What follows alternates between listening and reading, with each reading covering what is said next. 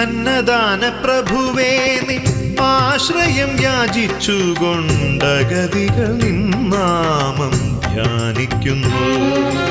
അത്താഴ പട്ടിണിക്കാർ തിരുവയ്ക്കത്തെത്തുമ്പോൾ ഒരു പിടി അന്നം നൽകും ഭഗവാനേ.